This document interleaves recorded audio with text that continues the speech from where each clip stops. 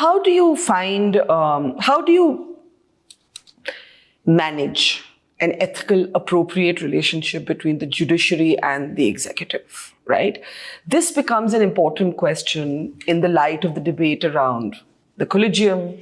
How hard could you have pushed? There were certain transfers, for example, that were recommended, or government just sits on the file. There are certain judges recommended, Saurabh Kirpal. File comes back, it's sent back, government sits on the file. There was a very public, vitriolic commentary on the collegium system at a point when we had Mr. Rijiju as law minister questioning the entire collegium system. I'm just wondering, when you look back at your tenure, do you think you pushed as much as you could on the appointment and transfer of judges?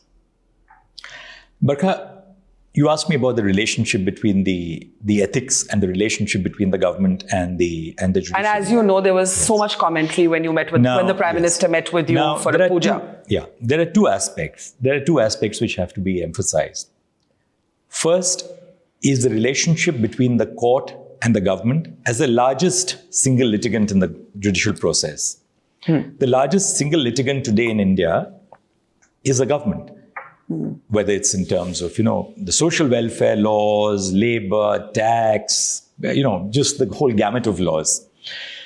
In the work which judges do, there is absolute independence and a clear difference between the government and the judiciary. Both the government and the judiciary are part of the nation state, but these are two distinct wings of the nation state. Yeah. The executive, the legislature, and the judiciary, the three wings.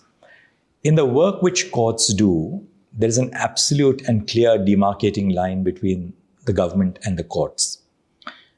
And the surest test lies in the question which you asked me about the electoral bonds. The courts have taken and continue to take decisions which will go either way, and that is itself a sign of judicial independence. On the administrative side and on appointments, the position is much more nuanced, because both the government and the judiciary are vital stakeholders in the process of appointments. They are vital stakeholders not merely from a public policy perspective, but from the constitutional perspective, and particularly as the Constitution has been interpreted in the judges' cases, where the appointments are routed through the judiciary, but ultimately the government has its own inputs. Now, this is an area where there obviously has to be a dialogue between the government and the judiciary, the Chief Justice of India. I remember in one of your segments when you were interviewing Fali Nariman, who was a great mentor to me. I really miss him. Great person. Yeah. Fali said that, why is the Chief Justice not engaging with the law minister? I remember his words in that interview. I do remember. And I never went and told Mr. Nariman, because I respected him too much to even, hazard, a conversation with him on this. But, the point of the matter was the Chief Justice was in active engagement with the law minister. Yeah. And the Chief Justice of India has to be in active engagement with the law minister on making appointments. And this is the position both before the collegium system came into operation and post the collegium system coming into operation. There are obviously differences in perspective. And we have to, as mature statespersons, we have to accept the fact that there are differences in perspectives. Now, it is because there may be differences in perspectives that you have to have this dialogue when a file is held up. And during my entire tenure, whether it was Mr. Rijiju or Mr. Arjun Meghwal, I was in constant conversation with the law minister.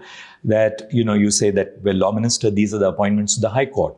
So many appointments now, they're in the pipeline. Something has been held up, say at the level of the IB. When is this going to be completed? And you're continuously reviewing the work. But when they continue to just sit on it, what can a judge do? Well, the judges, the decision in the judge's case mandates that once a name has been reiterated by the collegium, that binds the government. Right. Well, that is the position of law. And if certain names have been reiterated by the collegium and appointments have still not been made, that's for the government to explain. You So far can't as- summon somebody in the government. You engage with the government. Summoning is when you sit as a judge. Yeah. When you sit as No, a as a constituent. judge, is it As a- when contempt you- of court? I'm just trying to understand the position that if you reiterate the name, which is, I think, what happened with Mr. Kirpal, and then there's no Yes. movement, then is the government in contempt of court? Barkha, I have a different take on this whole issue of contempt jurisdiction. My take is very different.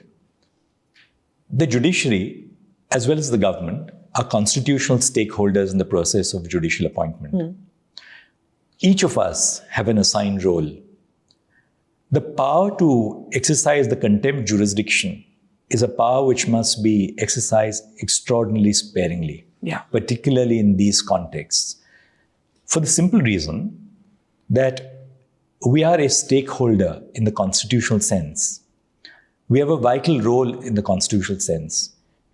If the judiciary uses the power of contempt to get its own way through, there would be some issue on that.